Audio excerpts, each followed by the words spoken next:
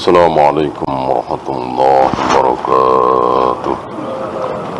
إن الحمد لله نحمده ونستعينه ونستغفره ونعوذ بالله من شرور أنفسنا ومن سيئات أعمالنا.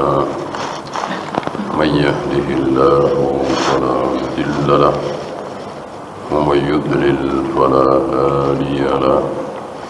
أشهد أن لا إله إلا الله وحده لا شريك له وأشهد أن محمدا عبده ورسوله وبعد. Kita sampai penyesalan para tokoh sesat yang akhirnya dapat hidayah. Mereka merasa lelah, capek, bosan dengan apa yang mereka pelajari, karena mereka belajar akidah tidak berdasarkan manhaj, tidak mengikuti Rasul dan para sahabat, tapi ngarang sendiri. Ada Ar-Razi, Fakhrur Razi, ada Al-Ghazali, Imam Ghazali, dan lain-lain. Mereka menyesal di akhir hidupnya. Ada Abu Hasan Al-Ash'ari, akhirnya bertaubat ke manhaj salaf. Mereka merasa telah buang-buang waktu membahas sesuatu yang tidak perlu dibahas. Allah bersemayam di atas arsy, perlukah dibahas? Tidak perlu, cukup diimani apa adanya. Allah turun ke langit dunia setiap sepertiga malam, perlukah dibahas? Tidak perlu, tapi mereka membahas berdalam-dalam. Oleh karena itu, Rasul dan para sahabat meyakini tentang akidah ini. Para sahabat belajar tentang tauhid akidah kepada Nabi alaihi salatu wasalam. Enak, nyaman, senang, bahagia, puas, gitu. Berbeda dengan firqah-firqah dolal, membahas Allah, menghadapkan wajahnya ke wajah orang yang sedang sholat, itu berlembar-lembar kitab, padahal nggak perlu dibahas, udah diimani apa adanya. Kalau bahas nggak sampai akal kita, karena yang sedang kita bahas ini zat yang maha segalanya, Rabbul Alamin, yang akal kita tidak akan sampai. Sudah, ucapkan apa adanya, imani apa adanya, bahwa Allah betul-betul menghadapkan wajahnya ke wajah kita yang sedang sholat. Makanya kalau kita sedang sholat, jangan meludah ke depan. Mungkin ada sesuatu di mulut kita mau buang, jangan ke depan, karena berarti meludahi wajah Allah. Ini menunjukkan bahwa bukan kiasan. Kalau kiasan, tidak mungkin Nabi bersabda seperti itu. Nabi bersabda seperti itu, bahwa Allah menghadapkan wajahnya ke wajah orang yang sedang sholat, bukan kiasan.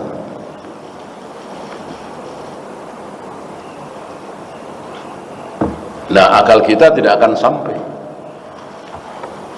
Bagaimana bisa dalam waktu yang sama, dalam detik yang sama, jutaan manusia sholat bareng, ada yang menghadap ke barat, ke timur, ke selatan, ke utara, barat daya, timur laut. Kok bisa satu wajah Allah menghadapkan ke seluruh wajah orang yang sedang sholat, yang menghadap kemanapun? Gak akan bisa akal kita. Maka jangan dibahas, ikuti apa adanya, imani apa adanya, enak. Nah, Jahmiyah, Jabariyah, Asy'ariyah, Maturidiyah dan seterusnya membahas ini. Nggak mungkin nih, berarti ini bukan wajah Allah sesungguhnya, berarti ini melelahkan, capek, nggak ada hasilnya. Yang enak para sahabat. Ya. Antum tahu para sahabat itu bertanya kepada Nabi alaihi salatu wassalam tentang beberapa hal, dan ada yang diabadikan oleh Allah dalam Al-Quran. Yas'alunaka 'anil khamri wal maisir, yas'alunaka 'anil ahillah, yas'alunaka 'anil mahid, yas'alunaka an syahril haram qitalun fi. Mereka bertanya kepada engkau ya Muhammad tentang khamar, tentang judi. Mereka bertanya kepada engkau ya Muhammad tentang hilal, tentang bulan haram, tentang darah haid. Ya. Tapi tidak ada satupun sahabat yas'alunaka an wajhillah, yas'alunaka an istiwa'illah, yas'alunaka an nuzulillah. Enggak ada. Sahabat bertanya kepada Nabi tentang bagaimana Allah bersemayam di atas arsy, bagaimana Allah turun ke langit dunia, bagaimana tentang jarinya Allah, tangannya Allah. Enggak ada. Allah jaga para sahabat untuk tidak bertanya dengan pertanyaan buruk seperti itu. Nanya aja enggak, gimana bahas? Jadi betul-betul ayat-ayat, hadis-hadis tentang Allah dibiarkan apa adanya, diserahkan kepada Allah apa maksudnya, hakikatnya. Maka dikatakan di sini وَكَذَا يَمْنَعُ نَفْسَهُ مِنَ التَّفْكِيرِ بِالْكَيْفِيَّةِ. Ahlu sunnah wal jamaah melarang kaum muslimin untuk berfikir tentang kaifiyah. Kaifiyah apa kemarin? Iya, caranya seperti apa? Cara Allah turun ke langit dunia, cara Allah bersemayam di atas arsy, cara Allah menghadapkan wajahnya ke wajah orang yang sedang sholat dan seterusnya. Jangan ditanyakan, nggak akan ketemu.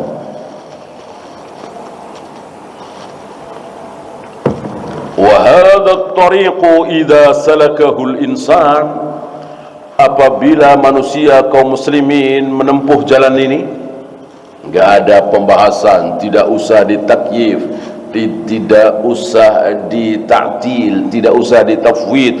Nanti secara rinci akan dijelaskan oleh beliau. Jika ini ditempuh sebagian para sahabat, istaraha katsiran, enak, istirahat, tenang, bahagia gitu. Wa hadhihi halus salaf, beginilah keadaan para salaf. Salaf dimulai dari salaf dimulai oleh para sahabat. Salaf pertama kali adalah sahabat, diteruskan oleh tabi'in, diakhiri oleh atba'ut tabi'in.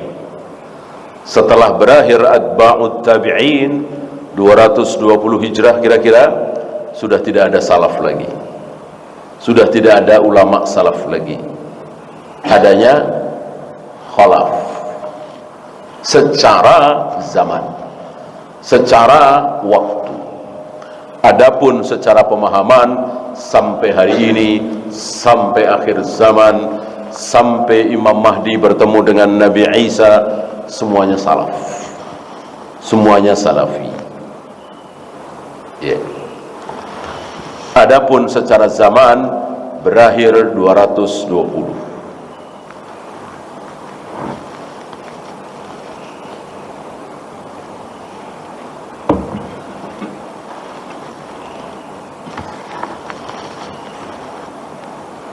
ولهذا لما جاء رجل إلى الإمام مالك ibn Anas, sedikit kisah yang terjadi di zaman Imam Malik bin Anas. Waktu itu sudah kita singgung sedikit ya.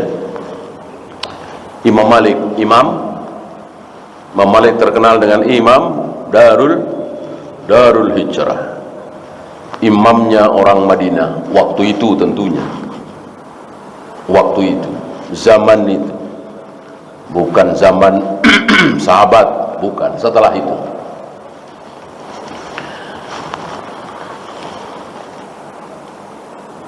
Qala, ketika Imam Malik memberikan muhadarahnya di Masjid Nabawi,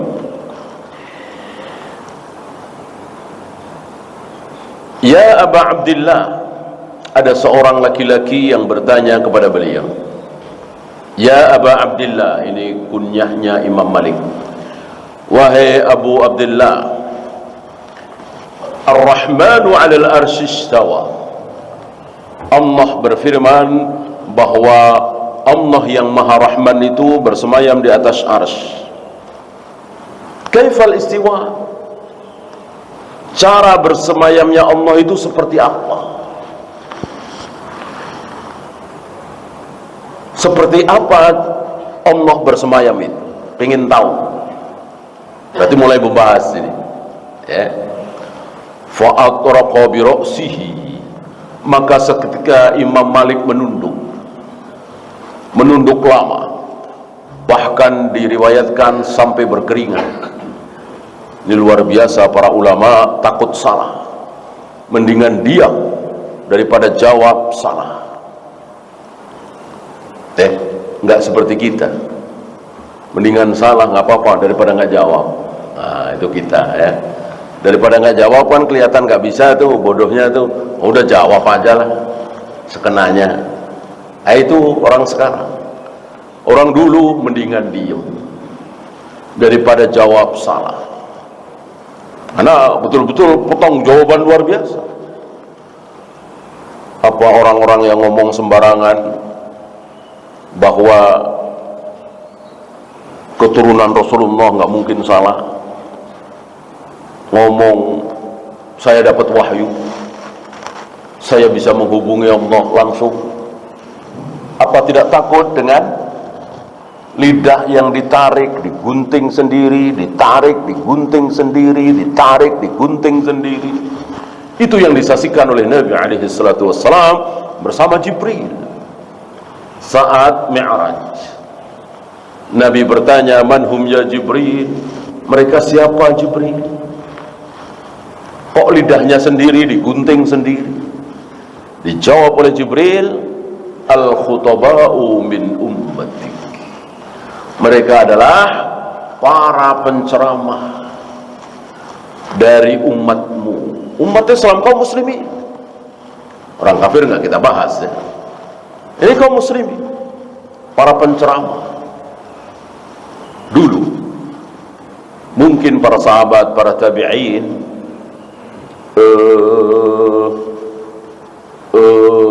nggak bisa membayangkan. Maksud sih ceramah kan biasanya ngajak sholat, ngajak saum, jangan berzina, jangan berjudi. Kok lidahnya dipotong-potong? Nah, sekarang kita melihat para sahabat, para tabi'in, atba'ut tabi'in barangkali tidak melihat. Sekarang kita melihat, oh pantas. Ya pantas lidahnya dipotong-potong.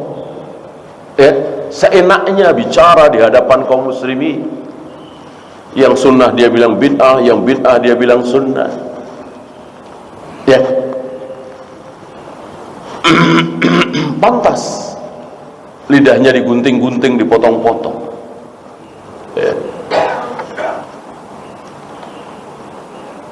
Ada surat katanya, ini suratnya para pemusik.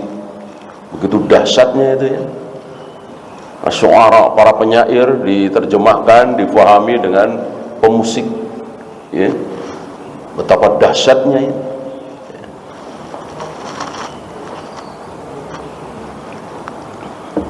Nah, hendaklah orang-orang yang berceramah ini takut kepada Allah.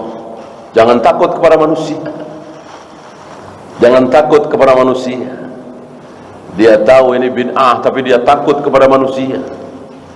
Takut tidak diundang lagi, takut dicaci maki, dibuli, maka tidak berani mengatakan bid'ah. Ya. Maulid Nabi kan luar biasa. gegap gempita kaum muslimin. Tiba-tiba ada yang mengatakan ini bid'ah, enggak ada sunnahnya dari Nabi, tentu dicaci, dimaki, dihujat. Tetapi tidak perlu takut. Takutlah hanya kepada Allah. Orang yang takut hanya kepada Allah akan dijunjung tinggi derajatnya oleh Allah. Siapa contoh? Para sahabat. Para sahabat hanya takut kepada Allah, enggak takut dengan siapapun. Orang-orang kafir, ya. Apalagi sama istri, ya. Para sahabat tidak takut, ya. Para sahabat betul-betul takut hanya kepada Allah. Maka Allah junjung tinggi derajat para sahabat setinggi-tingginya.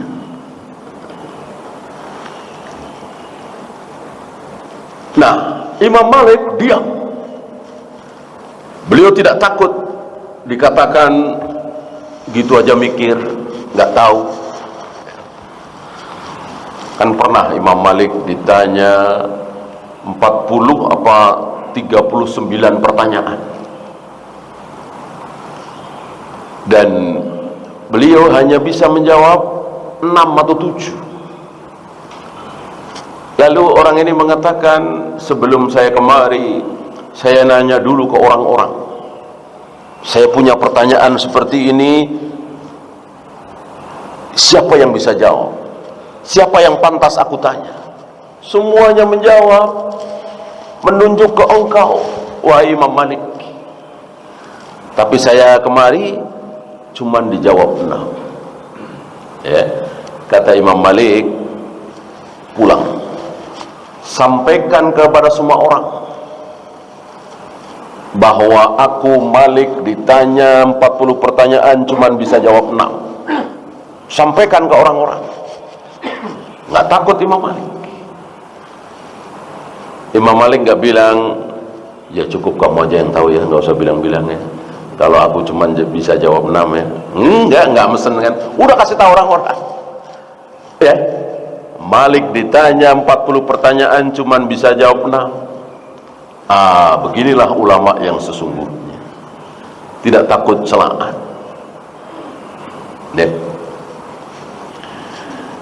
Nah, kenapa beliau diam, tidak langsung menjawab?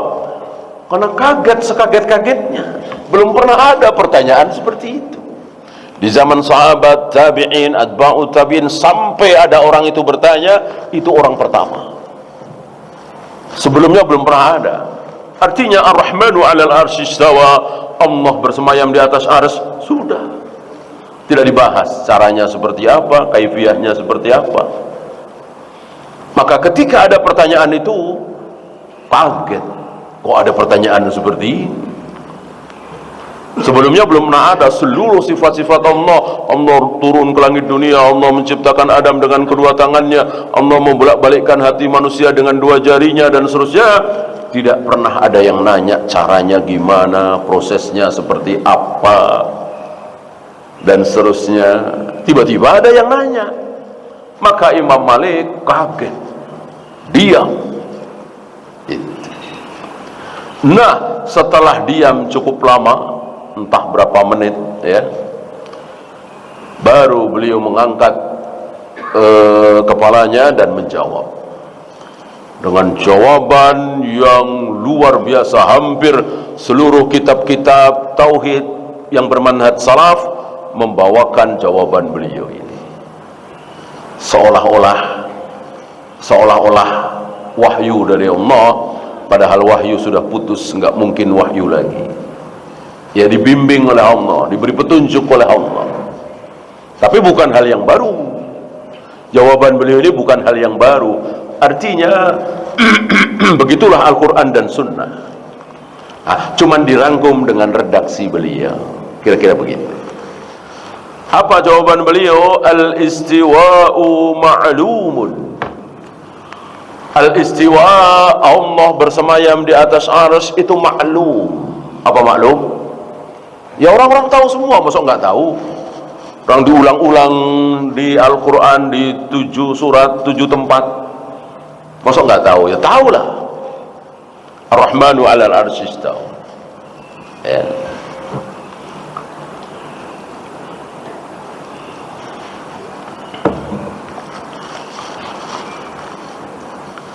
Wal kaifiyatu majhulun. Adapun kaifiyahnya, caranya seperti apa?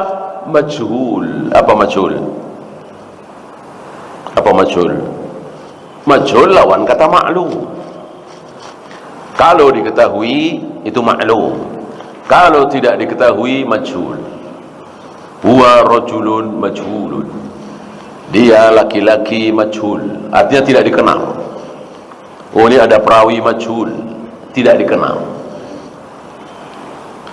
Nah, caranya seperti apa majhul? Nggak ada yang tahu. Yang tahu hanya Allah. Jibril aja nggak tahu. Rasulullah nggak tahu, apalagi kita semua. Wal imanu bihi wajibun. Dan beriman kalau Allah bersemayam di atas arsy adalah wajib. Wajib.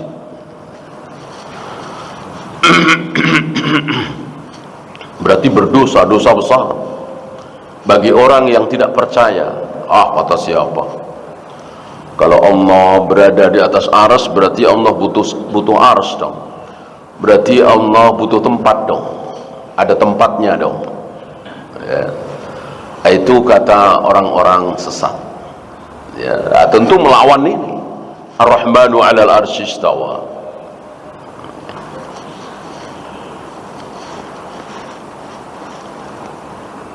Was-su'alu anha bid'ah. Adapun bertanya tentang bagaimana cara Allah bersemayam adalah pertanyaan bid'ah. Rupanya ada pertanyaan bid'ah. Dan tentu tidak berhenti sampai di sini. Bagaimana cara Allah turun ke langit dunia? Sama, bid'ah. Bagaimana cara Allah membolak-balikkan hati manusia dengan dua jarinya? Sama, bid'ah. Bagaimana cara Allah akan menggulung langit dengan tangan kanannya nanti? Bid'ah. Bagaimana cara Allah menginjakkan telapak kakinya ke jahanam sehingga jahanam yang terus menggeram akhirnya diam? Qattu. Sama, ini pun pertanyaan bid'ah. Seluruh pertanyaan tentang Allah dan tidak mungkin terjawab, maka itulah bid'ah. Maka beliau suruh orang-orang untuk mengusir orang ini dari majelisnya. Dan ini luar biasa. Setelah diusir, orang itu menjadi kecil, kapok, nggak ada fitnah, nggak ada yang menjelek-jelekkan Imam Malik. Kok nggak bijaksana amat sih? Orang cari ilmu, pengen ngaji, pengen dapat ilmu, kok diusir? Nggak ada, nggak ada. Ya. Kalau sekarang ada nggak kira-kira? Ada nggak? Ya, misalnya ada Ustadz Salaf menerangkan tentang Ar-Rahmanul 'arsy istawa, lalu ada yang nanya, lalu diusir. Ya, yang dicaci maki siapa kalau sekarang? Ya ustadznya dicaci maki. Karena sekarang zamannya zaman fitnah, tidak seperti zamannya Imam Malik. Maka hati-hati, ya. Imam Malik kan bukan Nabi. Kalau Nabi Rasul jelas, ya, tidak ada perbuatan beliau yang tidak pantas dicontoh oleh umatnya, kecuali perkecualian beliau, ya. Seperti beliau nikah 9 istri dan seterusnya, tidak makan zakat dan seterusnya. Ini memang kekhususan. Kalau yang bukan kekhususan tentu boleh kita contoh. Adapun Imam Malik bukan Nabi. Beliau mengusir hari itu pantas, nggak ada fitnah. Tapi hari ini tentu tidak seperti itu. Zaman kita dengan zaman Imam Malik beda. Zaman Imam Malik sunnah berkibar dan bid'ah belum berkibar. Ini baru mau berkibar ini, muncul ini, ya, maka langsung ditenggelamkan oleh beliau. Jangan sampai kemana-mana. Yang kedua, adakah orang sekarang sekelas Imam Malik? Insya Allah tidak ada. Ya, apalagi di negeri kita ini. Kalau ada yang sekelas Imam Malik dan masyarakatnya itu seperti masyarakat Imam Malik, bolehlah. Itu kan jauh sekali. Oleh karena itu hati-hati. Hati-hati. Banyak saudara-saudara kita melihat apa yang dilakukan oleh seorang imam salaf, lalu dengan gegabah menirunya. Jangan. Hari ini zaman fitnah, tidak seperti zaman Imam Malik. Paham ya?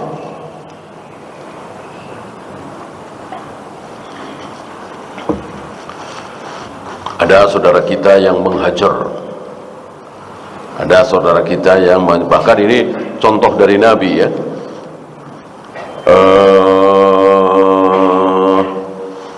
diberi salam nggak mau jawab, gitu. Pakai dalil? Pakai. Siapa? Ka'ab bin Malik. Ka'ab bin Malik. Kan pernah Nabi diberi salam oleh Ka'ab bin Malik nggak mau jawab.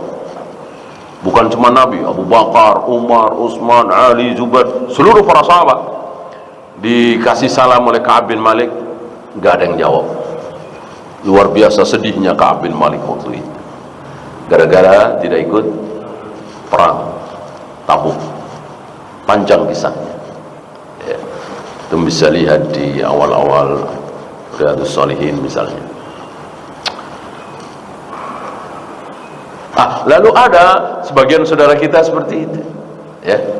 Kita ikuti Nabi dan para sahabat, kalau dia ngasih salam jangan kita jawab ya.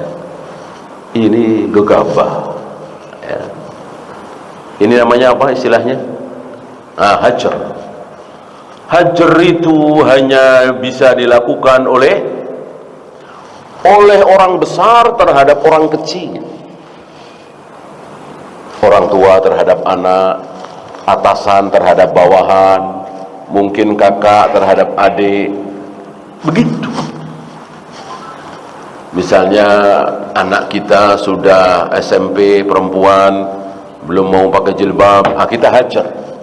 Salam jangan dijawab, atau dalam hati jangan diajak ngobrol ya, jangan dikasih uang saku, bahkan nggak usah disekolahkan, agar dia kapok gitu. Kenapa? Ya kita orang tua bisa melakukannya seperti itu. Dia makannya, minumnya, pakaiannya semuanya dari kita kan. Atau atasan terhadap bawahan, antum jadi atasan, bawahan antum ada yang tidak sholat misalnya, atau ngerokok misalnya, atau suka minum khamr misalnya, masih belum taubat, antum bisa hajar seperti itu ya. Tidak mungkin teman dengan teman, tetangga dengan tetangga, sama-sama karyawan, sama-sama murid, sama-sama jamaah, nggak bisa. Nah, saudara-saudara kita ini salah paham dengan hadis hajar. Hajar itu hanya bisa dilakukan oleh yang besar terhadap yang kecil. Ka'ab bin Malik dihajar oleh Rasul dan para sahabat. Abdullah bin Ubay bin Salul enggak, karena Abdullah bin Ubay bin Salul besar, bukan lebih besar dari Nabi, bukan ya. Artinya Abdullah bin Ubay bin Salul ini punya pengikut luar biasa. Maka beberapa kali Abdullah bin Ubay bin Salul yang jahat ya, munafik, kafir lah, tapi pura-pura sholat, pura-pura jihad, tidak dihajar oleh Nabi alaihi salatu wassalam. Padahal lebih dahsyat dari Ka'ab bin Malik, kesalahannya lebih jauh lebih besar daripada Ka'ab bin Malik, tapi tidak dihajar oleh Nabi alaihi salatu wassalam. Ada sesuatu. Kalau Ka'ab bin Malik kan tidak, cuma seorang diri. Nah, jangan sampai kita salah paham. Termasuk apa yang dicontohkan oleh Imam Malik ini. Jangan kemudian kita gegabah, usir saja.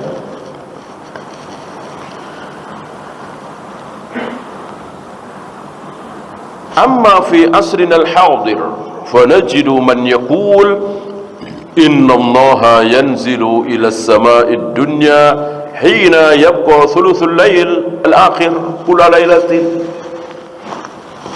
Hadis menyatakan bahwa Allah turun ke langit dunia setiap sepertiga malam. Dengan gagahnya, dengan congkaknya, dengan sombongnya, mereka mengatakan, kan sepertiga malam ada di mana-mana, ada di setiap waktu. Ya, di jagat raya alam semesta ini sepertiga malam bukan sekali, tapi berkali-kali. Insya Allah kita tahu semua ya, jam itu, waktu itu kan beda antara Eropa, Asia, Amerika, Arab dan seterusnya. Dengan bangganya, dengan sombongnya mengatakan berarti itu kiasan. Ya, ini sama. Berarti menuduh Allah dan Rasulnya itu bodoh. Ya.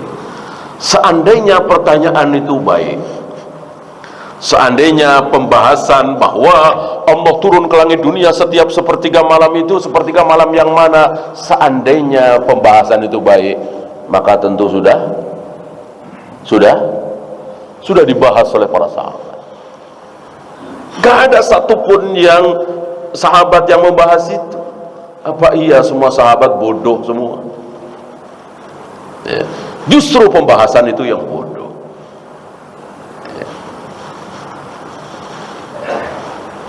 Nah, beliau membawakan contoh bagaimana para sahabat bertanya. Berarti ini bagus. Saya bacakan. Ya Rasulullah, aina kana Allahu qabla an yakhluqa as-samawati wal ardh? Ya Rasul, Allah di mana sebelum Allah menciptakan langit dan bumi? Ya. Pertanyaan ini boleh karena diawali oleh para sahabat. Kan Allah berada di atas arsy, bukan duduk nempel di arsy, bukan ya, tapi jauh di atas. Entah berapa ribu, berapa juta kilometer jarak dari arsy ke zat Allah. Apa kata Nabi?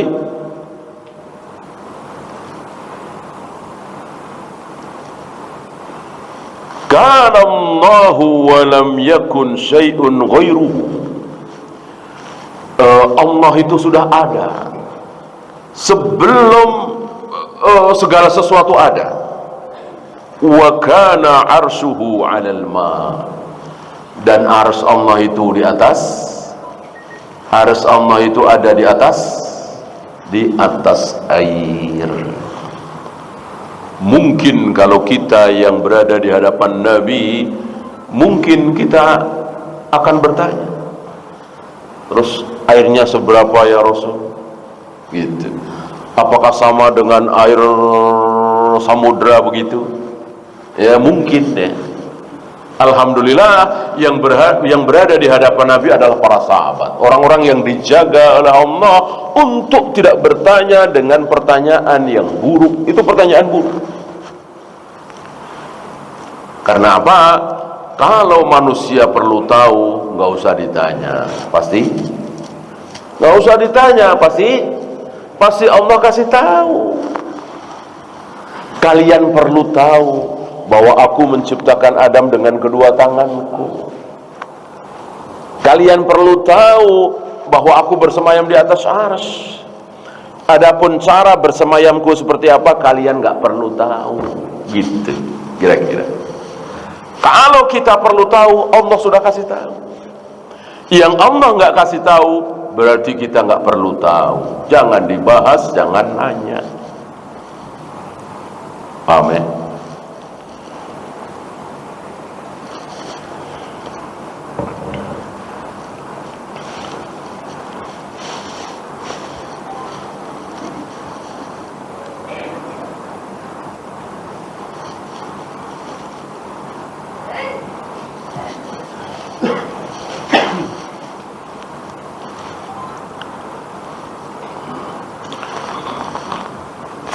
hadha as-su'alul 'azim yadullu ala anna kulla ma yahtaju ilaihi an-nas fa innallahu bayyanahu. Ini menunjukkan bahwa apa yang diperlukan oleh manusia pasti Allah akan terangkan. Jika Allah tidak terangkan, berarti nggak perlu tahu. Perlukah kita tahu tongkatnya Nabi Musa dari kayu apa? Perlukah? Nggak perlu. Kalau perlu tentu sudah dikasih tahu dari kayu anu. Gitu. Perlukah kita tahu kuburan Nabi Yahya, Zakaria, Ibrahim, Ismail di mana? Perlukah kita tahu? Enggak perlu. Kalau perlu tentu sudah dikasih tahu oleh Allah dan Rasulnya. Ibrahim di sini, Ismail di sini, Harun di sini, Musa di sini. Lah kalau para nabi, para rasul, manusia-manusia termulia di muka bumi kita nggak perlu tahu di mana kuburnya, apalagi? Apalagi cuman Imam Syafi'i, Imam Bukhari, ya, apalagi cuman ulama si A, ulama si B, kiai A, kiai B. Perlukah kita tahu? Ya nggak perlu. Orang para nabi, para rasul aja nggak perlu tahu. Gitu. Dulu katanya ada tokoh dari negeri kita itu yang menemukan kuburan Imam Bukhari, ya. Kan waktu itu di bawah kekuasaan Uni Soviet, ya. Pas kunjungan ke sana berusaha, akhirnya diketemukan. Lah buat apa? Buat apa? Ya, nggak ada gunanya. Kalau ada gunanya tahu kuburan orang-orang saleh, tentu kuburan Nabi Ibrahim, Ismail, Ishak, Yakub sudah dikasih tahu. Mungkin Allah mengatakan, ya Muhammad jangan lupa Ibrahim kuburannya di sini, Ismail di sini, Musa, Harun di sini. Enggak ada sama sekali. Bagaimana saudara-saudara kita begitu semangat nyari-nyari kuburan, maka tidak berlebihan kalau disebut sebagai kuburiyun, nggak berlebihan. Nyari-nyari. Kadang-kadang ya namanya kuburan kan di dalam, mayatnya nggak tahu nih mayat siapa, ya. Main pasang aja, Syekh Anu. Gitu. Ya tujuannya itu biar dikunjungi beramai-ramai oleh kaum muslimin.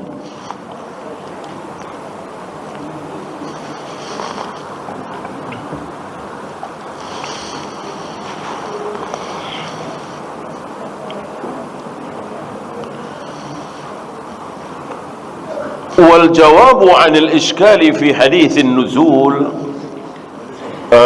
beliau contohkan tentang hadis nuzul ini, jawaban kemuskilannya adalah madama thuluthul lailil akhir, selama kita berada di sepertiga malam yang akhir, sejam sebelum subuh, 2 jam sebelum subuh, 3 jam sebelum subuh, sampai subuhnya, itu sepertiga malam yang akhir. Fi hadhil jihati baqiyan, di tempat di mana kita hidup, ya seperti di sini misalnya. Nggak perlu kita bahas yang di Medan, di Aceh, di Saudi, di Amerika, ya urusan orang sana. Pokoknya kita sedang di sini. Ini sejam sebelum subuh, inilah sepertiga malam. Inilah saatnya Allah turun ke langit dunia, mencari siapa yang sedang meminta akan aku beri.